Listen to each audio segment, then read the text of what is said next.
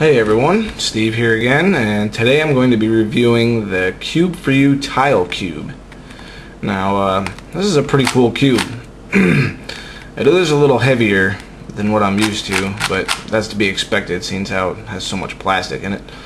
But right out of the box, it turns pretty well. It did come lubricated, which is good and bad. It was good because, you know, it's lubricated and that's always nice, but it was also bad because I had to take the whole thing apart and change the tiles around because they came with the wrong color scheme.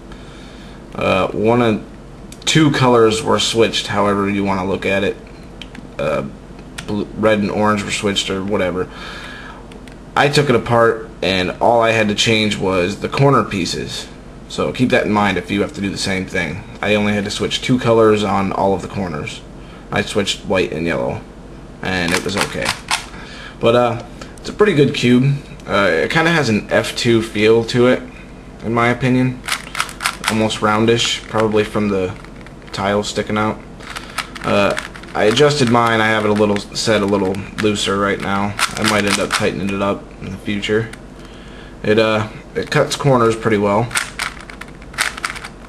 That's actually like butter. It's not quite 45, but it's close. The colors of the tiles are pretty nice. They're the fluorescent, so that's not bad. Wow, on my camera you can't really tell orange and red that well, but trust me, they're really not that bad. Now, this cube did not come with the clear plastic box like I saw on Pestfix video, which I was really hoping for. Instead, it came with a C4Y stand and this little plastic piece with the extra center caps that have the logos on them. I don't know if you can see them. You can kind of see it on the blue one. Yeah, there you go. They all have the logo on it. This is all it came with. So I was a little disappointed at that. I was really hoping for that clear plastic cube. Now, the pieces. Let's go ahead and take a look at some of these pieces. I'm going to be comparing this cube to the high-end memory, the A5, and the F2. I don't have a Guhong yet, so I can't really say anything about that. But we'll take a look at the pieces and see how they are different or how they are the same. Now, first off, the corners are actually very rounded on the inside. To me, that almost seems like a high-end memory. Here's a high-end memory corner. It's actually quite round. Actually, this seems a little more round. All the pieces, excuse me, all the pieces are capped.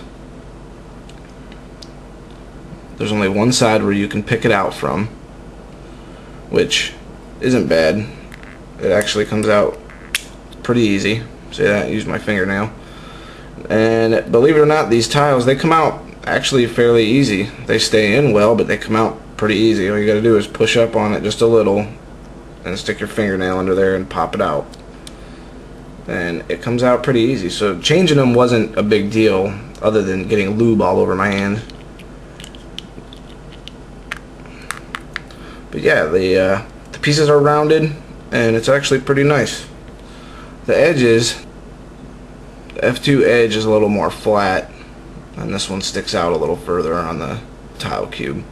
But it is still fairly rounded on the edges and it's actually quite nice. Here's an A5 edge. It's a little closer to an A5, except it doesn't have the little dip right there and it doesn't have the little teeth sticking out the sides. Here's the high-end memory edge. It's relatively close to that too. So there you go. All in all, it's really not a bad cube. I'm gonna set my tensions a little better. I'm gonna re-lubricate it with some CRC.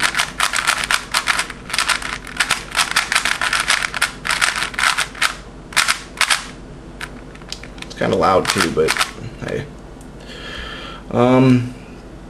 Yeah, give it a shot, especially if you're a big fan of the F2. I would say give this cube a try, because hey, if you'll never have to change stickers. That's awesome. It has a nice grip to it. Here in the future, I'm probably going to invest in the textured tiles. Maybe if they come out with some different colors too. But I'd say it's definitely worth the money so far. Alright. Hope this helped. Have fun.